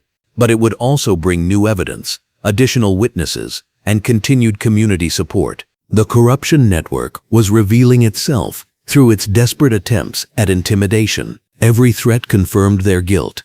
Every act of retaliation demonstrated their fear, and every attempt at political pressure showed the scope of the system they had built. Rivera understood that she was no longer just prosecuting individual officers for misconduct. She was challenging an entire structure of privilege and impunity that had operated in darkness for years. The stakes were higher than she had initially realized, but so was her determination to see justice served. Looking out her bedroom window at the city lights below, Rivera felt the weight of responsibility settling on her shoulders like a familiar burden. Tomorrow she would continue building the cases that would bring down Trevor Miles, Marcus Webb, Captain Henderson, and Cynthia Reynolds. The threats and intimidation would continue, but so would her methodical pursuit of justice. The escalating retaliation wasn't slowing her down. It was proving that she was on the right path. Every threat validated her investigation. Every act of intimidation confirmed the necessity of her work, and every attempt to silence her only strengthened her resolve. In the darkness of her bedroom, Rivera smiled grimly. They had chosen the wrong person to intimidate, and tomorrow she would prove it again.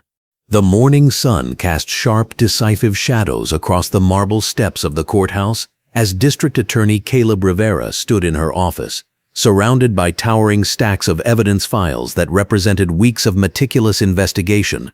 The overhead fluorescent lights illuminated every document, every photograph, every piece of testimony that would soon bring justice to those who had abused their power. She wore a burgundy blazer over a matching skirt, her professional attire, a stark contrast to the red dress she had worn on that first humiliating day when Officer Trevor Miles had arrested her on these very courthouse steps. Sarah Washington entered the office carrying another box of evidence, her navy blue suit crisp despite the early hour.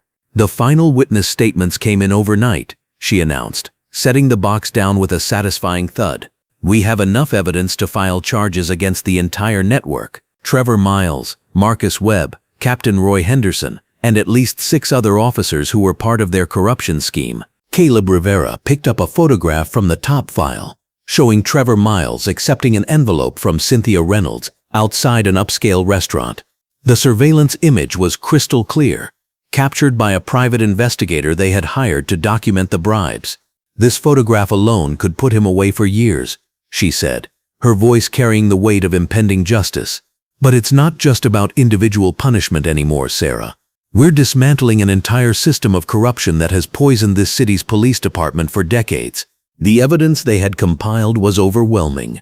Bank records showed suspicious deposits into multiple police officers' accounts, all traced back to shell companies controlled by Cynthia Reynolds. Phone recordings captured conversations where Henderson explicitly instructed his officers to target specific Black-owned businesses and community members. Witness testimony from over 30 community members painted a picture of systematic harassment that went far beyond individual acts of racism. Sarah Washington spread out a timeline chart across Caleb Rivera's desk, marking key dates and connections between the corrupt officials. "The pattern is unmistakable," she said, pointing to various incidents marked in red ink. Every time a Black business owner filed a complaint about police harassment, they faced increased scrutiny. Every community leader who spoke out against police brutality found themselves arrested on trumped-up charges. Cynthia Reynolds was literally paying officers to terrorize our community. A knock on the office door interrupted their preparation. Judge Patricia Coleman entered, wearing a black judicial robe over her cream-colored blouse and dark slacks. Her expression was grave but determined. "I wanted to personally ensure that you have everything you need for today's filings," she said, approaching the desk. "The media attention this case has generated means we need to be absolutely certain every procedure is followed to the letter." Caleb Rivera nodded, appreciating the judge's support throughout the investigation. "We're ready, Your Honor. The evidence speaks for itself. These officers violated their oaths, betrayed public trust, and systematically targeted innocent citizens based on race. The formal charges will include civil rights violations, conspiracy, bribery, and abuse of power." As they finalized the last details of their case presentation, Caleb Rivera's assistant buzzed the intercom. "Ma'am, there's a Cynthia Reynolds here, demanding to see you. She doesn't have an appointment, but she's insisting it's urgent." The 3 women exchanged glances.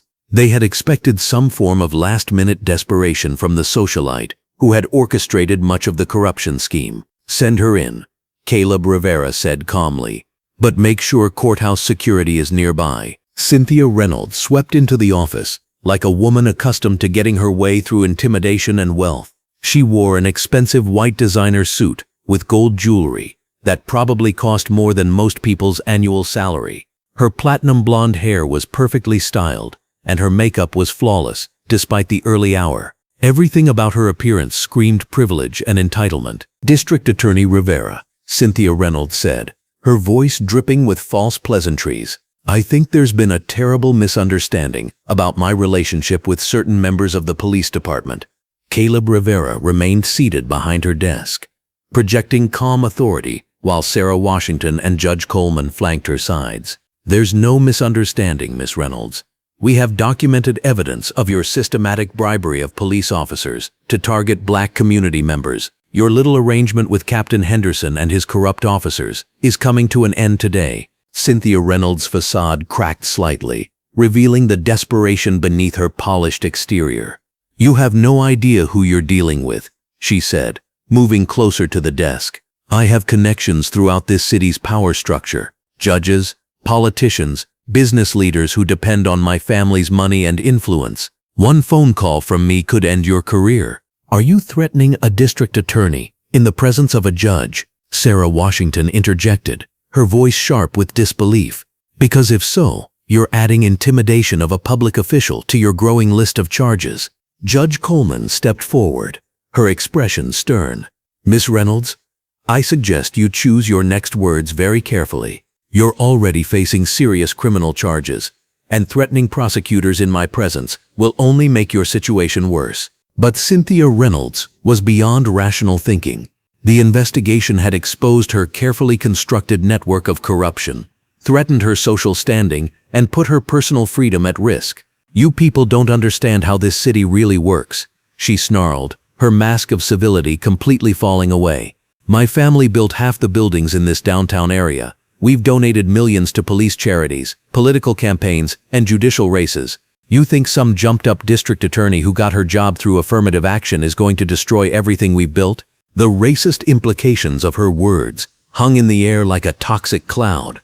Caleb Rivera stood slowly, her burgundy suit catching the fluorescent light as she rose to her full height. Miss Reynolds, you just confessed to bribing judges and politicians while threatening a district attorney. Sarah, please call courthouse security immediately. Realizing her words had sealed her fate, Cynthia Reynolds made one last desperate play. She reached into her designer purse and pulled out a thick envelope, slamming it down on the desk. There's $50,000 in cash in that envelope, she said frantically. Take it and make this investigation disappear. I can make you rich beyond your wildest dreams. Isn't that what you people really want? The silence that followed was deafening. Even for someone who had witnessed systemic racism throughout her career, Caleb Rivera was stunned by the brazen audacity of the attempted bribery. Sarah Washington's face showed pure outrage, while Judge Coleman looked as if she wanted to hold Cynthia Reynolds in contempt immediately. You just attempted to bribe a district attorney in the presence of witnesses, Caleb Rivera said, her voice deadly quiet. Sarah, add attempted bribery and intimidation of a public official to the charges we're filing today. Courthouse security officers entered the room at that moment, called by Sarah Washington during Cynthia Reynolds' racist rant. The two officers, one black and one Hispanic, wore serious expressions as they assessed the situation. Officers, please arrest Miss Reynolds for attempted bribery of a public official, intimidation, and making terroristic threats, Judge Coleman instructed. She just committed multiple felonies in our presence, as the handcuffs clicked around Cynthia Reynolds' wrists. Her composed demeanor completely shattered. This is impossible, she screamed. Do you know who I am? My lawyers will have me out within hours. You can't treat me like some common criminal. Actually, that's exactly how we treat people who break the law. Caleb Rivera replied evenly, regardless of their bank account balance or social connections. As Cynthia Reynolds was led away, still protesting her innocence and threatening lawsuits, the office fell quiet, except for the hum of fluorescent lights overhead. The envelope full of cash sat on the desk, like evidence of everything that was wrong with the system they were working to reform. Sarah Washington carefully photographed the envelope and its contents before sealing it in an evidence bag. Well, that certainly made our case stronger, she said with grim satisfaction. Attempting to bribe the district attorney investigating your corruption network shows a level of arrogance that will play very poorly with a jury. Within hours of Cynthia Reynolds' arrest, the carefully constructed world of Trevor Miles and Marcus Webb began its final collapse. Both officers were at home, suspended from duty and awaiting the inevitable charges, when federal marshals arrived with arrest warrants. Trevor Miles answered his door in a wrinkled t-shirt and jeans, his usually pristine appearance showing the strain of weeks under investigation.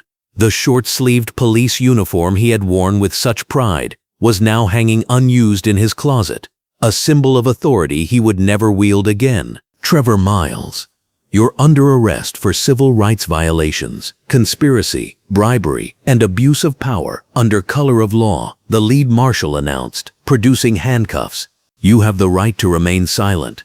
The irony was not lost on anyone present that Trevor Miles was now experiencing the same helpless feeling he had inflicted on countless innocent citizens. His hands shook as the handcuffs were applied, the metal clicking with the same finality he had once used to intimidate Caleb Rivera on the courthouse steps. Marcus Webb's arrest followed a similar pattern, though he attempted to flee through his back door when marshals approached his house. The chase was brief and undignified, ending with Webb face down in his neighbor's garden while children watched from nearby windows. His long-sleeved detective shirt was torn and stained with dirt as he was hauled to his feet and placed under arrest. Captain Roy Henderson received the news of the arrests while sitting in his office, staring at a resignation letter he had been drafting for hours. His phone rang constantly with calls from reporters, superior officers, and lawyers offering their services. When internal affairs investigators arrived to escort him from the building,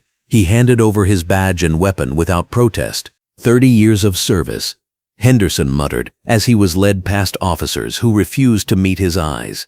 30 years, and this is how it ends. But his decades of service were overshadowed by the evidence of systematic corruption that had flourished under his leadership. Bank records showed he had received over $200,000 in bribes from Cynthia Reynolds over the past 5 years, money he had used to buy a boat, upgrade his home, and fund his children's college educations. As news of the arrests spread throughout the city, reporter Megan Davis found herself at the center of a national media storm. Her investigative reporting had helped expose the corruption network, and now major news outlets were picking up her stories. She stood outside the courthouse in a professional navy blazer and matching slacks, her press credentials visible as she reported the breaking news. This represents one of the most comprehensive police corruption cases in the city's history, she told the television cameras. What began with a single incident of racial profiling has uncovered a systematic pattern of corruption that reaches the highest levels of the police department. The formal announcement of the charges drew hundreds of community members to the courthouse steps, the same location where Caleb Rivera had been humiliated and arrested weeks earlier. Now those same steps served as a platform for justice as she addressed the crowd that had gathered to witness this historic moment. Caleb Rivera emerged from the courthouse wearing a deep red power suit that seemed to glow in the afternoon sunlight.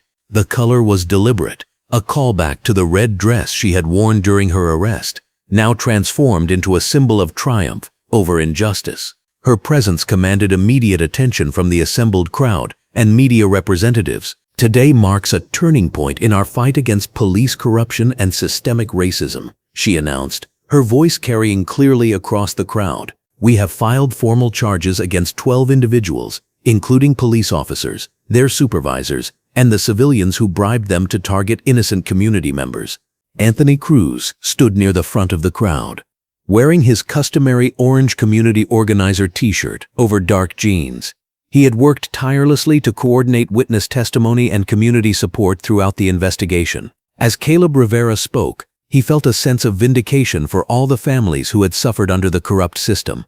The officers who swore an oath to protect and serve instead chose to intimidate and oppress, Caleb Rivera continued. They betrayed not only the community they were meant to protect, but also the honest officers who performed their duties with integrity and professionalism. The crowd's response was immediate and emotional.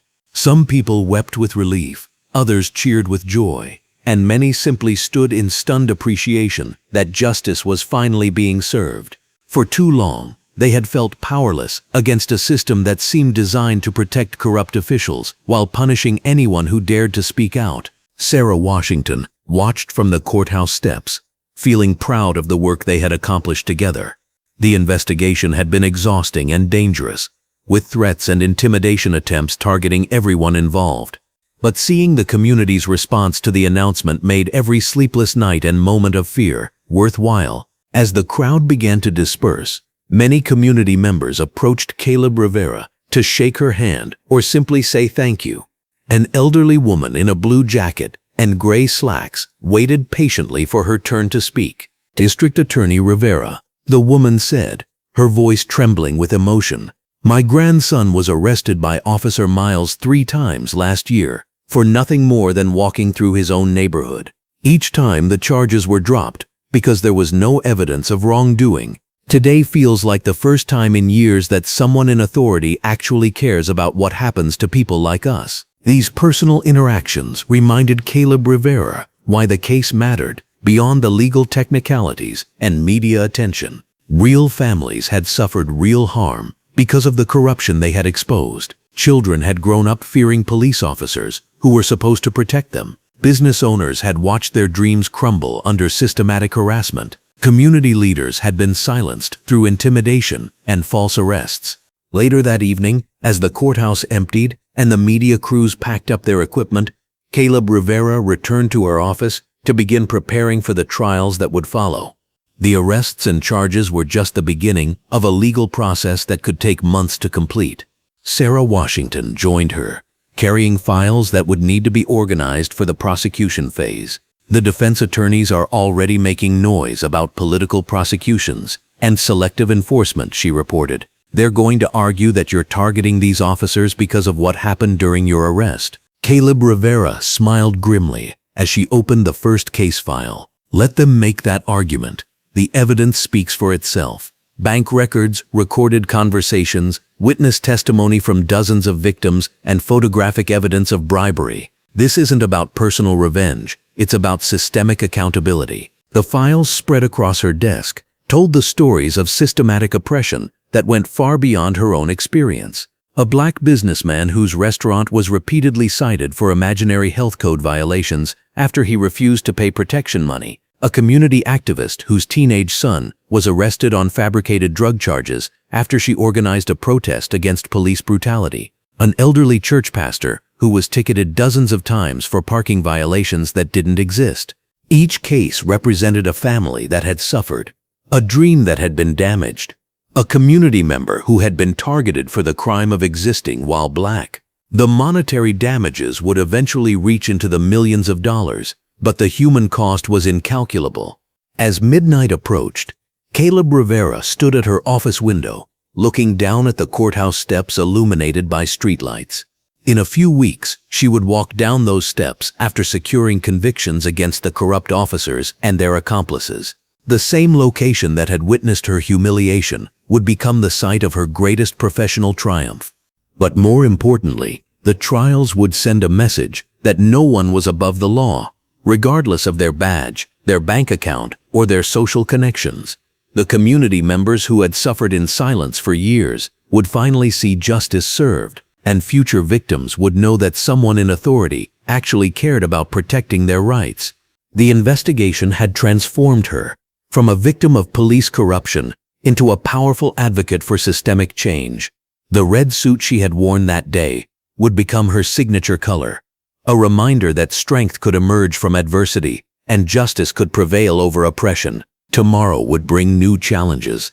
As defense attorneys attempted to discredit evidence and minimize their clients' crimes, there would be motions to dismiss, attempts to change venues, and probably more threats against everyone involved in the prosecution. But tonight, for the first time since taking office, Caleb Rivera felt truly optimistic about the future of justice in her city. The breaking point had been reached, and the corrupt system that had operated with impunity for decades was finally crumbling under the weight of truth and accountability. The morning sun streamed through the tall windows of courtroom 3B, casting long shadows across the polished wooden floors as District Attorney Caleb Rivera adjusted her crimson blazer and matching pencil skirt. 6 months had passed since her humiliating arrest on these very courthouse steps, and today marked the culmination of the most significant corruption case in the city's history. The overhead fluorescent lights mixed with natural daylight, illuminating every corner of the packed courtroom where justice would finally be served. Judge Patricia Coleman took her position behind the bench, her black robes flowing as she surveyed the crowded room. In the defendant's section, Trevor Miles sat rigidly in his pressed white dress shirt and dark blue tie, his once arrogant demeanor replaced by the hollow stare of a man whose world had crumbled. Beside him, Marcus Webb fidgeted nervously with his gray suit jacket, beads of sweat forming on his forehead despite the cool morning air. Caleb Rivera stood at the prosecution table, her red heels clicking confidently against the floor as she organized her files. Sarah Washington, dressed in a navy blue blazer and white blouse, handed her additional documents while whispering last-minute case details. The weight of this moment pressed heavily on everyone present, understanding that this trial would set precedents for police accountability throughout the region. The People versus Trevor Miles, Marcus Webb, Roy Henderson, and Cynthia Reynolds. Judge Coleman announced, her voice carrying across the silent courtroom. District Attorney Rivera, are you ready to present your opening statement? Caleb Rivera rose slowly, her presence commanding immediate attention from every person in the room. The red fabric of her suit caught the light as she approached the jury box. 12 citizens who would determine whether justice would truly prevail over corruption and systemic racism. Ladies and gentlemen of the jury, she began, her voice steady and powerful. 6 months ago, I was arrested on the steps of this very courthouse for the crime of being black, in a place where certain officers believed I didn't belong. Today, I stand before you not as a victim, but as your district attorney, ready to prove that a conspiracy of corruption, bribery, and racial targeting infected our police department from the very top down. The courtroom remained absolutely silent as she outlined the systematic harassment, the bribes from wealthy socialite Cynthia Reynolds, and the culture of impunity that had allowed these crimes to flourish unchecked for years. Her presentation methodically connected each piece of evidence, building an unshakable foundation that would support the prosecution's case throughout the lengthy proceedings. Anthony Cruz sat in the third row, wearing his best charcoal gray suit and burgundy tie, ready to testify about the harassment his community had endured. Behind him, dozens of community members filled the gallery, their presence a testament to the solidarity that had sustained this fight for justice. Many had taken time off work to attend, demonstrating their commitment to seeing this case through to its conclusion. Reporter Megan Davis positioned herself strategically in the media section, her notebook ready to capture every moment of what had already become a nationally followed case. Her investigative reporting had exposed the depth of corruption, earning her recognition while bringing crucial public attention to systemic police misconduct. Television cameras from national networks lined the hallway outside, their reporters eager to document this historic moment in criminal justice reform. The first week of testimony revealed the full scope of the corruption network. Community members took the witness stand one by one, sharing stories of harassment, false arrests, and economic intimidation that had targeted Black-owned businesses and families throughout the city. Mrs. Dorothy Williams, an elderly woman in a blue floral dress, testified through tears about how Trevor Miles had repeatedly harassed her grandson, threatening arrest whenever he walked to school through certain neighborhoods. Her voice shook as she described the fear that had consumed her family for months. Small business owner Jerome Thompson explained how Marcus Webb had conducted weekly inspections of his restaurant, always finding mysterious violations that required expensive corrections until he could no longer afford to stay open. His testimony revealed the economic warfare waged against successful Black entrepreneurs. Anthony Cruz's testimony proved particularly damaging to the defendants. Wearing a navy blue suit with a crisp white shirt, he methodically detailed how the officers had systematically targeted community organizers and activists, attempting to silence voices that challenged their misconduct. They wanted us to live in fear, Anthony testified, his voice growing stronger with each word. Every time we tried to hold peaceful meetings or organize community events, Officers Miles and Webb would appear, claiming noise complaints or permit violations. They wanted to break our spirit, but they underestimated our determination. The evidence against Cynthia Reynolds proved equally devastating. Financial records showed monthly payments to Captain Roy Henderson's offshore accounts, with corresponding increases in arrests and harassment targeting specific addresses and businesses.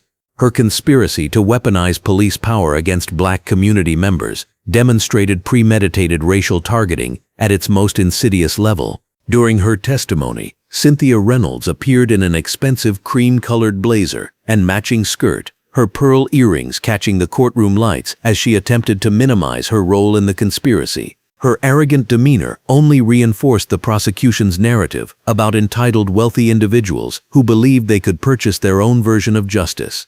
I simply made donations to support police operations, she claimed, her voice dripping with false innocence. I had no knowledge of any specific enforcement actions. Caleb Rivera's cross-examination methodically dismantled these lies, presenting recorded phone conversations, detailed payment schedules, and specific targeting instructions that proved Cynthia Reynolds had orchestrated a systematic campaign of racial harassment. Captain Roy Henderson's plea agreement provided the prosecution's most damaging evidence. In exchange for a reduced sentence, he had revealed the full extent of the corruption network, implicating additional officers and providing documentation of bribes, targeting lists, and cover-up efforts that reached into city government. His testimony, delivered in a rumpled brown suit that reflected his fallen status, painted a picture of institutional corruption that shocked even experienced court observers. The man who had once commanded respect and authority now appeared broken and remorseful, his career and reputation destroyed by his choices. Trevor Miles's defense attempted to portray him as a dedicated officer who had made mistakes in judgment rather than deliberate civil rights violations. His attorney argued that cultural misunderstandings and job pressures had led to regrettable incidents that didn't rise to criminal levels. However, the evidence overwhelmed these explanations. Video footage from the courthouse steps showed Trevor Miles's aggressive behavior and racist assumptions. Recorded conversations revealed his contempt for black community members and his willingness to abuse his authority for personal and financial gain. Marcus Webb's defense strategy proved equally unsuccessful. Despite attempts to portray him as a junior officer following orders, testimony revealed his enthusiastic participation in harassment campaigns and his personal profit from the corruption scheme. The trial proceedings stretched across 3 intense weeks, with each day bringing new revelations about the depth of corruption that had infected the police department. Community members packed the gallery daily, their presence providing moral support while demonstrating the public's investment in achieving justice. During the second week of testimony, additional witnesses came forward with evidence of the conspiracy's reach into other city departments. Building inspectors testified about pressure to find code violations at black-owned properties, while municipal clerks described delayed permit processing for minority businesses. The systematic nature of the discrimination became undeniable, as witness after witness described coordinated efforts to economically suppress the black community. Sarah Washington's brilliant legal work supported Caleb Rivera's prosecution strategy, ensuring that every piece of evidence was properly presented and that the defendant's attempts at deflection were thoroughly countered. Her partnership with Caleb Rivera had transformed the district attorney's office into a model of competence and integrity. The verdicts came on a crisp autumn morning, with Judge Coleman reading the jury's decisions in a voice that carried the weight of historical significance. Trevor Miles was found guilty on all counts: civil rights violations, conspiracy, bribery, and abuse of power under color of law. The courtroom remained silent as the full implications of his conviction settled over everyone present. Marcus Webb received similar guilty verdicts, his face crumbling as he realized that his law enforcement career had ended in disgrace and imprisonment. The conspiracy charges carried significant federal penalties that would ensure substantial prison sentences for both former officers. Cynthia Reynolds' conviction for conspiracy to violate civil rights, bribery, and racketeering charges sent shockwaves through the city's wealthy social circles. Her belief that money could purchase immunity from consequences had been thoroughly shattered by the jury's unanimous guilty verdicts. The sentencing hearing provided closure for the community members who had suffered under this corrupt system. Judge Coleman imposed substantial prison sentences that reflected the severity of the crimes and the need to deter future misconduct by law enforcement officials. Trevor Miles received 15 years in federal prison, his badge and authority permanently stripped away. Marcus Webb was sentenced to 12 years, while Cynthia Reynolds faced 10 years plus substantial financial penalties that would fund community rehabilitation programs. Captain Roy Henderson's cooperation earned him a reduced sentence of 5 years, though his pension and benefits were permanently revoked. His testimony had been crucial in exposing additional corruption that would lead to further investigations and reforms. The community's response to these verdicts demonstrated the healing power of justice properly administered. Anthony Cruz organized celebration rallies that brought together families who had suffered under the corrupt system, their joy tempered by recognition of the work still needed to prevent future abuses. Reporter Megan Davis's coverage of the trials earned her National Journalism Awards, while inspiring similar investigations in other cities where police corruption had been allowed to flourish unchecked. Her commitment to exposing the truth had been instrumental in achieving these convictions. Sarah Washington reflected on the transformation of the district attorney's office under Caleb Rivera's leadership, noting how the department had become a model for prosecutorial integrity and community engagement. The staff took pride in their work, knowing they served justice rather than political convenience. Caleb Rivera used the publicity from these convictions to implement comprehensive reforms throughout the criminal justice system. She established citizen oversight committees, mandatory body cameras for all police interactions, and regular community meetings that ensured ongoing accountability. Her reforms extended beyond law enforcement to address the systemic inequalities that had allowed corruption to flourish. New prosecutor training programs emphasized civil rights protection, while community liaison positions ensured that concerns about police misconduct would be promptly investigated.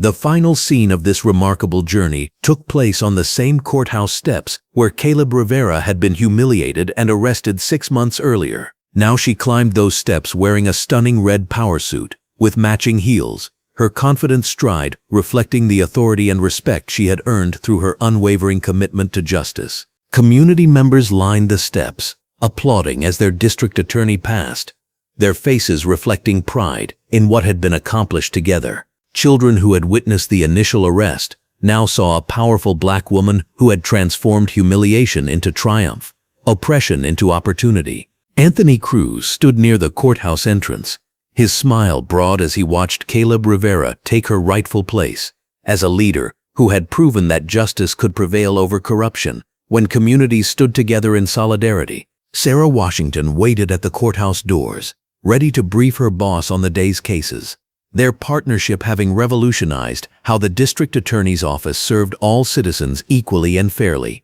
The morning sun illuminated the courthouse steps, just as it had on that fateful day when Trevor Miles had made his terrible mistake. But now those same steps represented triumph over injustice, hope over despair, and the power of determination to create lasting change. Caleb Rivera paused at the top of the steps, turning to look back at the community that had supported her journey from victim to victor. Her red suit caught the sunlight as she raised her hand in acknowledgement of their support, her presence on these steps now representing everything they had fought to achieve. The transformation was complete, but the work of justice never ends, and District Attorney Caleb Rivera was ready to continue fighting for equality, accountability, and the principle that no one is above the law in America. You just witnessed resilience that refused to break. If this story deserves to be remembered, help us make sure it is. Subscribe, share, and let's keep these voices echoing for generations to come.